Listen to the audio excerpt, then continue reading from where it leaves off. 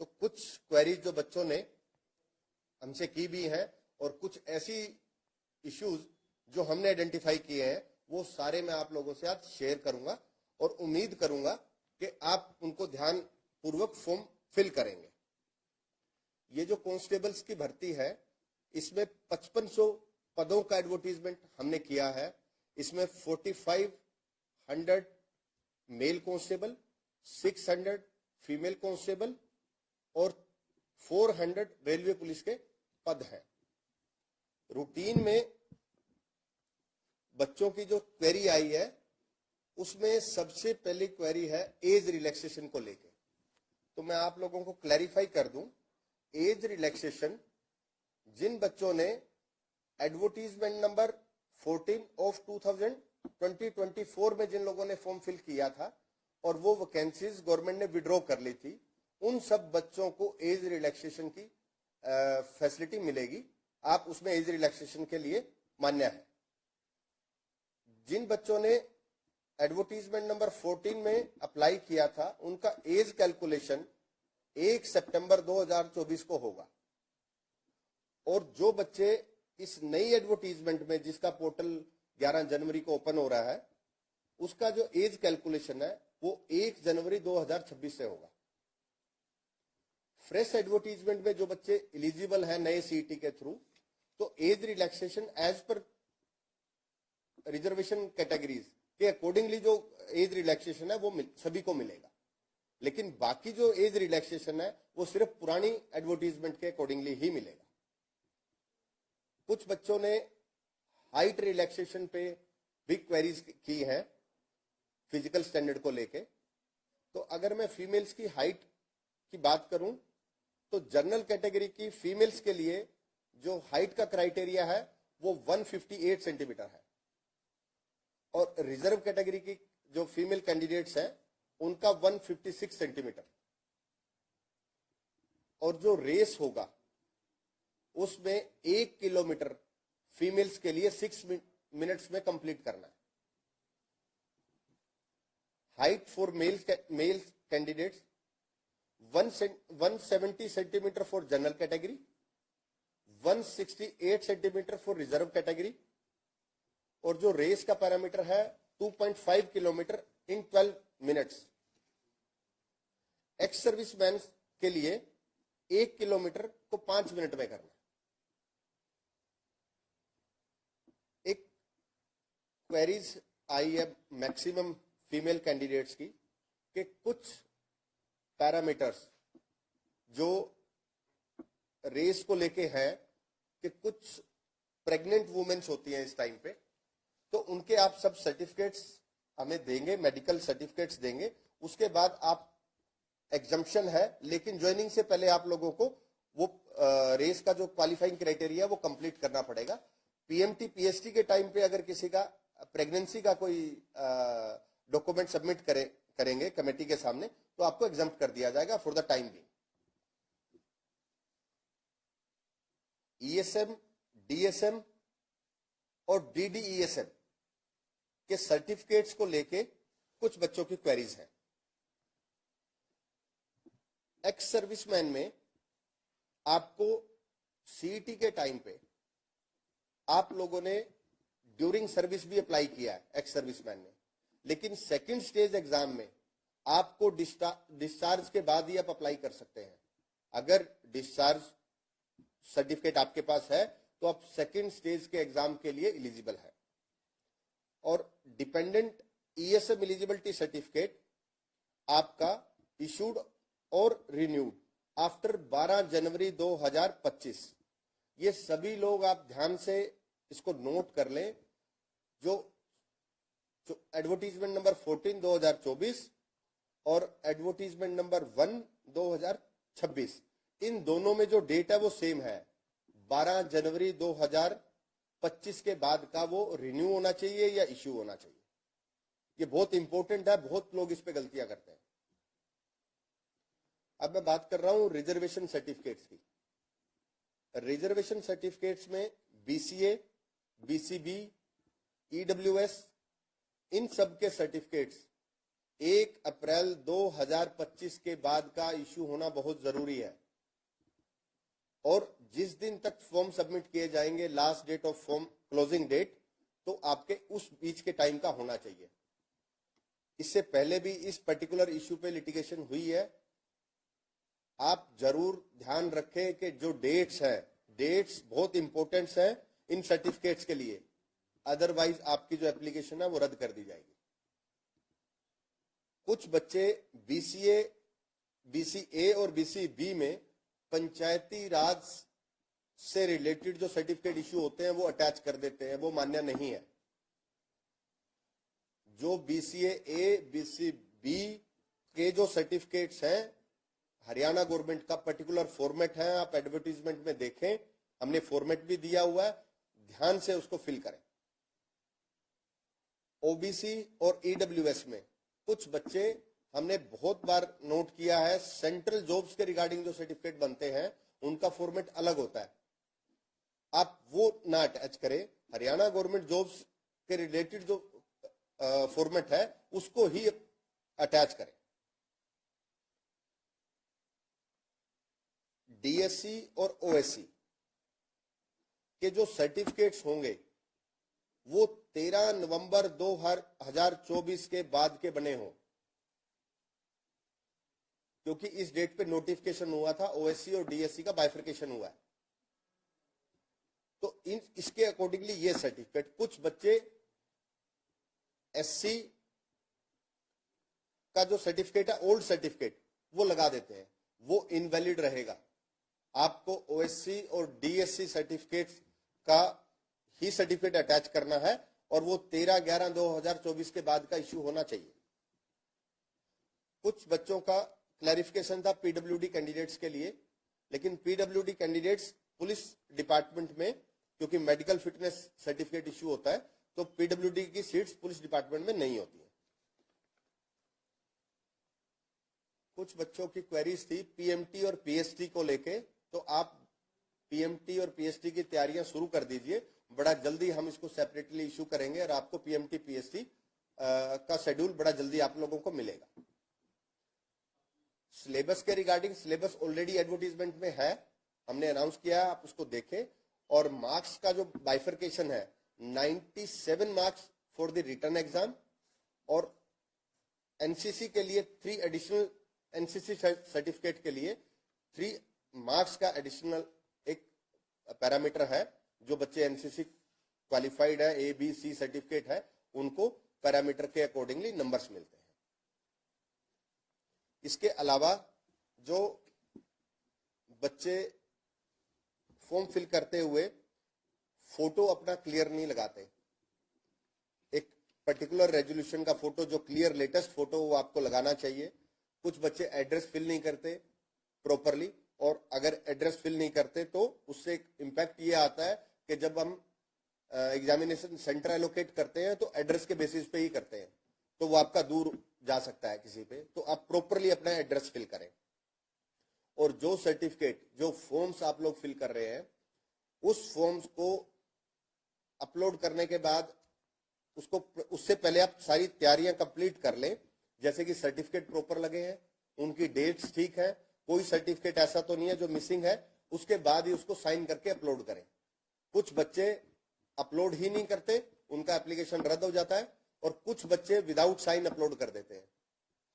एक सबसे ज्यादा जो इश्यू कमीशन ने आइडेंटिफाई किया है कि बच्चे फॉर्म खुद फिल नहीं करते, तो मेरी आप सबसे रिक्वेस्ट है कि आप फॉर्म खुद फिल करें। और आप अगर फॉर्म फिल खुद भी नहीं कर पा रहे हैं तो आप फॉर्म का जब प्रिंट आउट लेते हैं तो उसको अच्छे से रीड करें, उसको चेक करें, एक एक पैरामीटर बहुत इंपॉर्टेंट है, तो उस पैरामीटर को आप चेक करें कि कोई ऐसा तो नहीं है जो आपकी फॉर्म को रद्द कर देगा। और बहुत सारे ऐसे बच्चे हैं जिनका फॉर्म प्रॉपरली फिल नहीं होता और वो सिलेक्शन जोन में होते हैं, लेकिन उनका रिकमेंडेशन लेटर हम लोग नहीं कर पाते क्योंकि उनके फॉर्म में गलती होती है। इसके अलावा कुछ लोग, जैसे 2-3 दिन पहले मैंने क्लैरिफिकेशन भी दिया सोशल मीडिया के माध्यम से, कि कुछ बच्चों की क्वेरी ये थी कि एक जॉब ज्वाइन करने के बाद स्कोर इनवैलिड हो जाएगा। उसमें आप सीईटी पॉलिसी में देखें, क्लोज बिल्कुल क्लियर है, वहां मेंशन्ड है कि अगर आप कोई नौकरी ज्वाइन करते हैं उसके 90 दिन के अंदर अंदर आप सेम पे स्केल की किसी भी नौकरी पे स्विच कर सकते हैं अगर कोई ऐसा रिजल्ट डिक्लेयर होता है या आपका कहीं सिलेक्शन होता है, और 19 डेज के बाद उस पे स्केल पे आपको बार कर दिया जाएगा। लेकिन हायर पे स्केल पे आप सभी जॉब्स के लिए एलिजिबल है जब तक आपका सीईटी स्कोर वैलिड है। लेकिन मैंने खुद भी इसको देखा है, हमारी सोशल मीडिया टीम ने भी देखा है कि कुछ बच्चे जब ऐसी खबरें आती हैं तो वो इस पे बहुत ज्यादा क्वेरीज करते हैं और किसी पे भी विश्वास कर लेते हैं। तो प्लीज आप ऐसा ना करें। आपको कोई भी क्लैरिफिकेशन चाहिए तो आप कमीशन से ले सकते हैं, मुझसे मिल सकते हैं, मेंबर साहिबान से मिल सकते हैं, सेक्रेटरी साहब से मिल सकते हैं। तो आप पैनिक क्रिएट ना करें और उसकी क्लैरिफिकेशन पे जाएं। कुछ यूट्यूबर्स सोशल मीडिया पे और अदरवाइज जो खबरें प्रॉपर वेरिफिकेशन के बाद नहीं करते, आप उसको वेरीफाई कर लें और वेरीफाई करने के बाद जो भी आपका नेक्स्ट स्टेप है उस पर जाएं। दूसरा जो सीएससी सेंटर का एक इश्यू आया है कि सीएससी सेंटर पे आप लोग फॉर्म फिल कराते हैं, जो बहुत सारे बच्चे हमें बोलते हैं।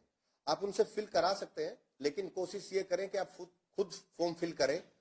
बहुत बार ऐसा देखा गया है कि किसी बच्चे के सर्टिफिकेट किसी दूसरे बच्चे के साथ अटैच कर दिए जाएंगे, बहुत बार ऐसा देखा गया है। तो वो जब आप साइन करते हैं तो ध्यान करें इन चीजों का। तो जो ये क्वेरीज थी, ये जो हमारे सामने आई है, जो आप लोगों ने रखा, तो ये तो मैंने सारी चीजें जो आई हैं वो आप लोगों को क्लियर की हैं। कुछ लाइव में अगर कुछ है तो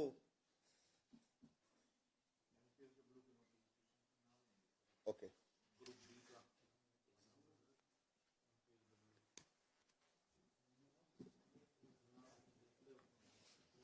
एक बच्चे ने क्वेरी की है कि रिवाइज रिजल्ट की ज्वाइनिंग।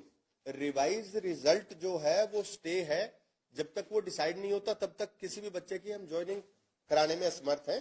तो जैसे ही case I think final stage पे है, जैसे ही वो डिसाइड होगा तो उसमें ज्वाइनिंग के प्रोविजन पे आगे काम करेंगे। जेबीटी मेवात कैडर में हम लोगों ने रिप्लाई फाइल किया है, इस पर्टिकुलर मैटर पे भी स्टे है और रिप्लाई फाइल हो गया। फाइनल स्टेज पे आर्गुमेंट पे केस है, जैसा ही कंप्लीट होगा इसमें प्रोसेस स्टार्ट करेंगे। Group C waiting, group C waiting में रेगुलर मीटिंग्स चल रही हैं चीफ सेक्रेटरी ऑफिस से, और बड़ा जल्दी ही इसमें आप लोगों को हम एक इसको क्लियर करके, कुछ टेक्निकल इश्यूज है इसको रिमूव करके हम जेबीटी वेटिंग लिस्ट के लिए आपको वेटिंग लिस्ट का प्रोविजन करके देंगे। ओके। एक क्वेरी आई है कि पुलिस की वैकेंसी जो है वो बढ़नी चाहिए। तो ये हमारे ज्यूरिडिक्शन का मैटर नहीं है, जो रिक्विजिशन डिपार्टमेंट भेजता है हमें उस पर ही काम करना होता है। तो अभी हमें पुलिस डिपार्टमेंट ने 600 का ही किया है, तो इसको हम नहीं बढ़ा सकते, ये यही रिक्विजिशन है, तो इसके अकॉर्डिंगली हमें करना है। भविष्य में जो रिक्विजिशन आएंगी तो उसके अकॉर्डिंगली काम करेंगे।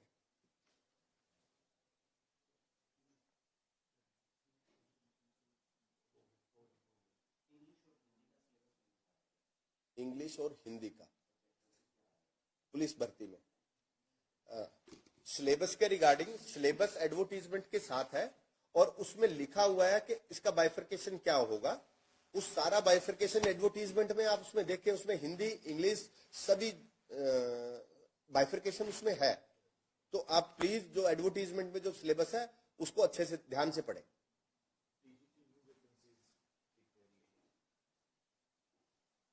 टीजीटी में हमें कोई मिली है अभी? टीजीटी की कोई वैकेंसीज हमें रिसीव हुई? टीजीटी के लिए एक क्वेरी आई है कि टीजीटी में न्यू वैकेंसी कब तक आएंगी। अभी तक हमारे पास टीजीटी की कोई भी वैकेंसी रिक्वेजिशन है वो रिसीव नहीं हुई है। जैसे ही रिसीव होंगी तो उसमें नेक्स्ट प्रोसेस स्टार्ट होगा।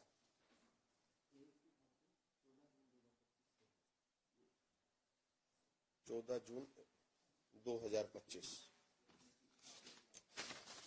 मैंने ये ऑलरेडी क्लियर किया कि एज की जो कैलकुलेशन है वो किस डेट पे होगी। जो जिन बच्चों ने एडवर्टीज नंबर 14 2024 को जो अप्लाई किया था उनका एज कैलकुलेशन होगा 1 सितंबर 2024 को, और जो नए उसमें अप्लाई कर रहे हैं नई एडवर्टीजमेंट में उनका होगा 1 जनवरी 2026 को। ये एज कैलकुलेशन एज पर पुलिस रूल्स है, तो उसके अकॉर्डिंगली होगा। तो इस पे आप ध्यान से इसको देखेंगे, एज कैलकुलेशन ऐसा होगा, और ये आपको सॉफ्टवेयर भी रिफ्लेक्ट करेगा, आपकी जॉब को दिखाएगा जब आप फॉर्म फिल करेंगे।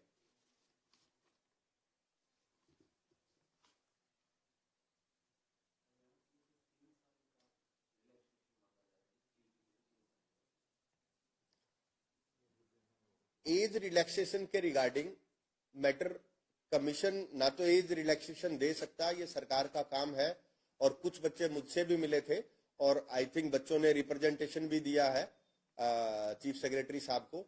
तो जैसे ही कोई इंस्ट्रक्शन आएगी उसके अकॉर्डिंगली हम एक्ट करेंगे। अभी हमारे पास ऐसा कोई इंस्ट्रक्शन नहीं है, तो इस पर्टिकुलर स्टेज पे तो मैं नहीं कर सकता। अगर गवर्नमेंट इसका डिसीजन लेती है तो उसके बाद ही हम उसमें फर्दर एक्टिविटी कर पाएंगे।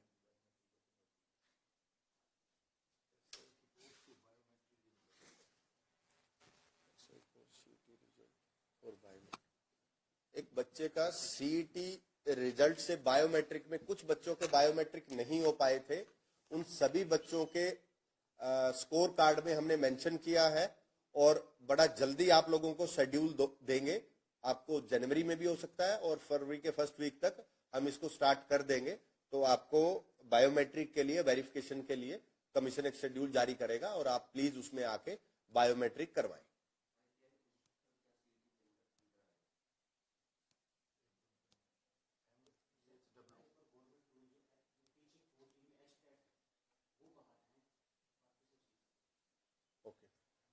जो सीईटी पॉलिसी में कुछ पर्टिकुलर पोस्टें हैं जो सीईटी में रखी गई हैं, जो टीचिंग है जैसे टीजीटी है, पीआरटी है, इनको बाहर रखा गया है सीईटी से, और बाकी जो सभी पोस्टें हैं वो सीईटी के अंडर आती है।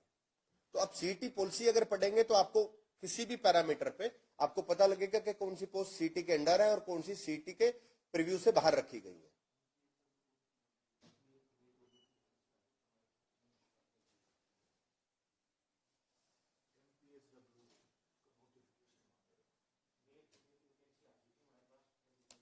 इसमें तो नहीं कर रहे हैं हम आज वाले में। इस साल में हमने 5500 वैकेंसीज तो ऑलरेडी एडवर्टाइज कर दी हैं। आज हम 3112 और पोस्टें एडवर्टाइज कर रहे हैं जो पीछे विड्रॉ की थी। आज वो सारी, क्योंकि आज उनका लास्ट डेट है, तो आज हम उनको एडवर्टाइज कर रहे हैं, और इनका नंबर है 3112। अगर उसमें से मेन जो मैं पोस्टें बोलूं, एक फिटर की पोस्ट है, ड्राफ्टमैन की पोस्ट है, ऑटोकैड की पोस्ट है, फॉरेस्टर है, स्टेनो है, ऑपरेटर है, ऐसी नंबर ऑफ पोस्टें हैं जिनका नंबर है 3112। वो आज हम एडवर्टाइज कर देंगे। तो तकरीबन 8800 के आसपास एडवर्टीजमेंट हो जाएंगी आज कंप्लीट, 5500 पुरानी और ये। तो आप लोग सारे पीएमटी, पीएसटी और ये बाकी पोस्टों की तैयारी करिए। इनका शेड्यूल हम जल्दी जारी करेंगे, और जो इसके अलावा भी हमें कुछ रिक्वेजिशन रिसीव हुई है, तो बड़ा जल्दी आपको उनका भी एडवर्टीजमेंट आपको आने वाले दिनों में देखने को मिलेगा।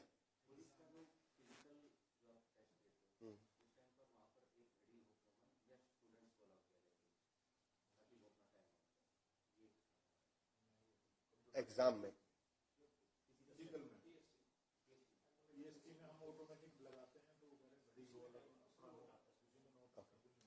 कुछ बच्चों की क्वेरीज है कि वहां पे टाइमिंग के लिए घड़ी लगी हो जब आप पीएम रेस के लिए जाएंगे पुलिस डिपार्टमेंट की भर्ती के लिए, वो पॉसिबल नहीं है, क्योंकि आपकी टैग लगा होता है, एक चिप लगी होती है आपकी बॉडी में, जो जैसे ही आप एंटर करेंगे तो आपको उस पर टैग करेंगे, और उससे ही, क्योंकि फ्रैक्शन ऑफ सेकंड्स भी कैलकुलेट करते हैं, तो घड़ी से वो कैलकुलेट ही नहीं हो पाएगा। तो आप अपनी तैयारी रखें, और आपको आइडिया होता है कि मैंने 2 किलोमीटर जो रेस है, जो बच्चे तैयारी करते हैं उनको टाइमिंग पता होती है कि मैं 2 किलोमीटर इस पैरामीटर पे कंप्लीट कर लूंगा। तो आपके इलेक्ट्रॉनिक वो जो डिवाइस है उससे ही ट्रैक हो सकता है, अदरवाइज वो फिजिबल ही नहीं है।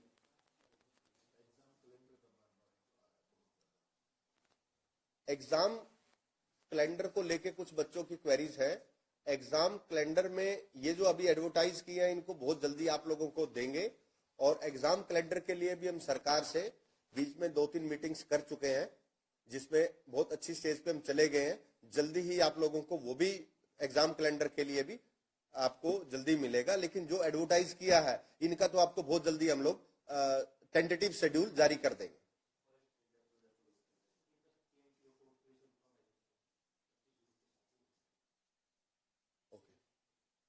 फॉरेस्ट रेंजर का जो रिजल्ट है, फॉरेस्ट रेंजर में पीएमटी पीएसटी हो चुका है, लेकिन क्योंकि बीसीए ए और बीसीबी का जो रिजल्ट स्टे हुआ है ये उसके बाद डिक्लेयर होगा।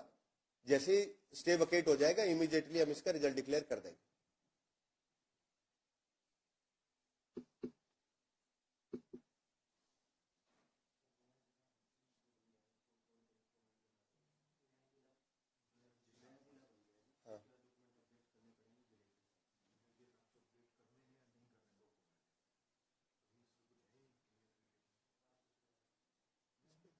क्या फर्क पड़ेगा?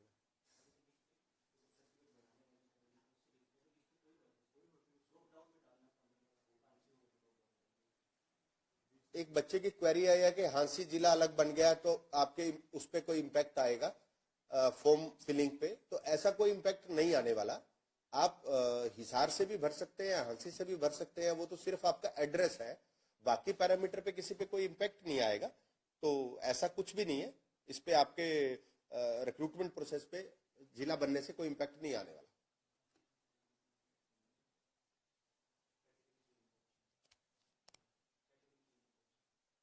कैसे?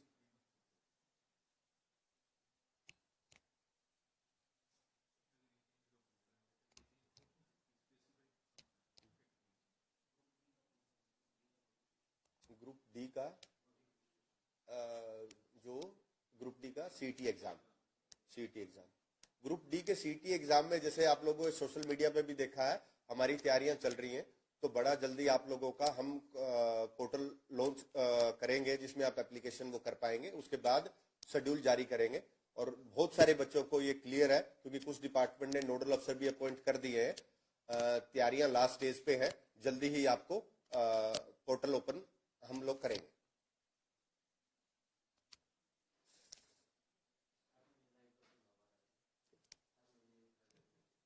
ये ऐसा रिक्वेस्ट कर रहे हैं, कुछ बच्चे रिक्वेस्ट कर रहे हैं कि हर महीने लाइव करने को, कि भी मैं हर महीने लाइव करूं, तो जो मुझे पॉसिबल तो नहीं लगता, लेकिन मैं आप लोगों से इतना जरूर कमिट कर सकता हूं कि जब भी कोई जरूरी मुद्दा होगा, आप लोगों का रिक्वेस्ट होगा, कुछ भी क्लैरिफिकेशन, तो मैं जरूर लाइव आऊंगा और आपके सवालों का जवाब दूंगा। अभी भी मैंने कोशिश करी है कि सारे ही जितने बच्चे का क्वेरीज रख रहे हैं उनको क्लियर करें, और हम कोशिश भी करते हैं क्लियर करने की। तो वो मेरा जरूर आपसे रहेगा कि अगर जब भी जरूरत होगी मैं लाइव आने को लिए हमेशा तैयार हूं। अगर लाइव आने से कुछ फायदा होता हो बच्चों का, तो मेरी तरफ से कभी भी ऐसा नहीं होगा कि मैं नहीं आऊंगा, मैं जरूर आऊंगा। हर महीने लाइव आना ये थोड़ा सा मुश्किल हो जाएगा, लेकिन जब भी जरूरत होगी तो मैं जरूर आऊंगा।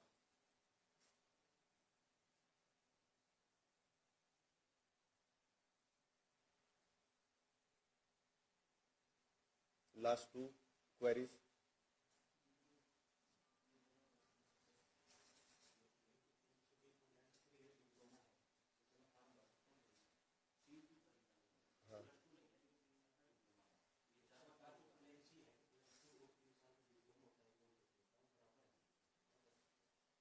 एक बच्चे की क्वेरी है कि कुछ बच्चों की क्वेरीज है कि मैं +2 पास नहीं हूं लेकिन 10th के बाद मेरा 3 साल का डिप्लोमा है। तो डिपेंड करता है कि डिप्लोमा किस चीज का है, क्या है, डॉक्यूमेंट्स पे देख के। लेकिन ओवरऑल मैं एक चीज कह सकता हूं, अगर 10वीं के बाद कोई डिप्लोमा 3 साल का है तो इक्विवेलेंसी होती है, तो इक्विवेलेंसी के अकॉर्डिंगली +2 वो बच्चे अप्लाई कर पाएंगे। लेकिन ये सब्जेक्ट टू सब्जेक्ट वेरी करेगा कि आपका किस चीज का डिप्लोमा है, कहां से है। लेकिन ऐसा पैरामीटर है आपके, अगर 3 साल का डिप्लोमा है तो आप उसमें एलिजिबल हो सकते हैं। तो आप सर्टिफिकेट चेक कर लें, और कोई ऐसा पर्टिकुलर है तो कमीशन में आके विजिट कर लें, कमीशन में हम लोग आपको क्लैरिफाई कर देंगे।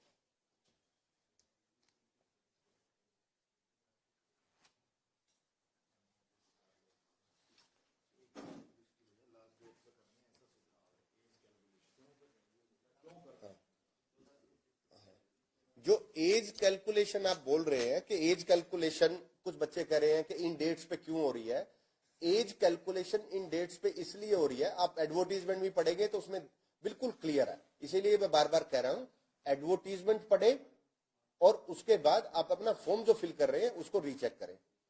डेट एज का एज जो कैलकुलेशन है वो पुलिस रूल्स में डिफाइंड है कि पुलिस रूल में जब भर्ती होगी किस डेट को काउंट होगा। जिस महीने में भर्ती होगी जब भी होगी उसकी फर्स्ट डेट को एज कैलकुलेट करेंगे, ऐसा पुलिस रूल्स कहते हैं। तो हमें उनके अकॉर्डिंगली ही ये एज कैलकुलेट करना पड़ेगा।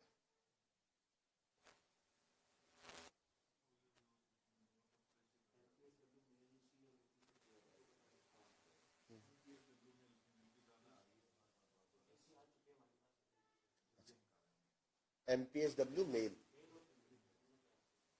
बहुत ज्यादा क्वेरीज है, एमपीएसडब्ल्यू मेल और फीमेल, तो दोनों की रिक्वेजिशन हम पे आ चुकी हैं और हम जल्दी ही उसको, जैसे आज हम 2 एडवर्टाइज कर रहे हैं, आपको आने वाले 2, 4, 5, 10 दिनों में आपको इनकी भी वैकेंसीज की एडवर्टाइज हम इनको कर देंगे। तो रिक्वेजिशन हमारे पास आ चुकी है।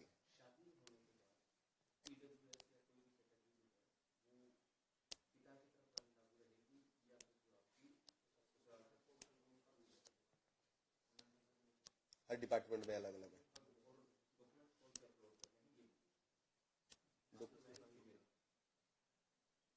नहीं, इसमें दो क्राइटेरिया है कि ये बड़ा टेक्निकल क्वेश्चन है।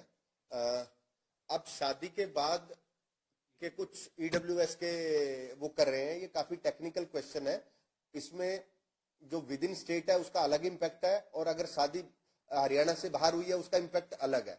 तो दोनों पैरामीटर अलग है। मैं इस पे एक अलग से डिटेल क्लैरिफिकेशन सोशल मीडिया के थ्रू मैं शेयर कर दूंगा आने वाले 1-2 दिन में, तो आप लोगों को विद एग्जांपल तो ज्यादा बेटर होगा, वो आपको क्लियर हो जाएगा। हम दोनों ही क्लैरिफाई कर देंगे, नोट कर लो यार। इसके अलावा कोई क्वेरी नहीं। हमने कोशिश की है कि मैक्सिमम बच्चों की क्वेरीज को एड्रेस करें और मुझे लगता भी है कि शायद हमने मैक्सिमम क्वेश्चंस लिए हैं बच्चों के। तो मेरा अंत में आप लोगों से यही उम्मीद है, हम ऐसे ही बीच बीच में आते रहेंगे, आप लोगों के साथ चीजें शेयर करते रहेंगे, लेकिन मैं आपसे उम्मीद करूंगा कि आप कमीशन के साथ खड़े रहे। आप लोगों के बिना हम बहुत अच्छा काम नहीं कर पाएंगे। अगर बच्चे कमीशन का साथ देंगे तो हम टाइमली रिक्रूटमेंट भी कर पाएंगे और बहुत ऐसी चीजें हैं जो बच्चे हमें बताते हैं। आप हमें सजेशन भेजते रहें, फीडबैक भेजते रहें और बीच बीच में जब भी ऐसी कोई रिक्वायरमेंट होगी तो हम आपके साथ लाइव में चीजें शेयर करते रहेंगे। और जो हमें आप लोगों से सपोर्ट चाहिए वो ये कि बच्चे कोई भी गलत खबर पे विश्वास ना करें, आप उसको वेरीफाई कर ले कमीशन से। हम हर बार आपकी हर क्लैरिफिकेशन का जवाब देने के लिए रेडी हैं। आप अपनी तैयारी शुरू कर दें, फिजिकल की भी और सेकंड स्टेज के स्किल एग्जाम की भी। आप अपनी तैयारी पे ध्यान दें, इन अफवाहों पे ध्यान ना दें और बहुत जल्दी आपको शेड्यूल देंगे और आपको जल्दी ही इनका रिक्रूटमेंट प्रोसेस हम कंप्लीट करेंगे। अंत में मैं आप लोगों को सबको बधाई देता हूं एग्जाम्स के लिए कि आप अच्छे से तैयारी करें और उम्मीद करता हूं कि आप लोग जल्दी ही सिलेक्शन जोन में जाएंगे।